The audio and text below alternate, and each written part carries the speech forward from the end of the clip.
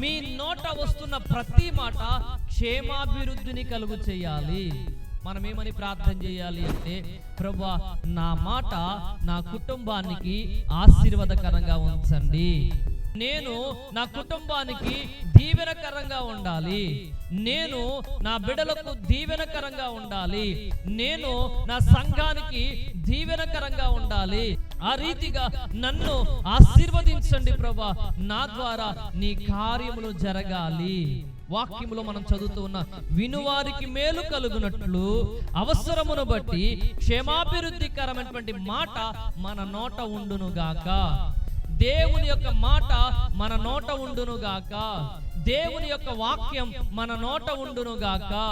ఈ లోకంలో ఏ వ్యక్తికైనా సరే మేలు చేయగలిగే మాట ఏదైనా ఉంది అంటే అది దేవుని వాక్యము.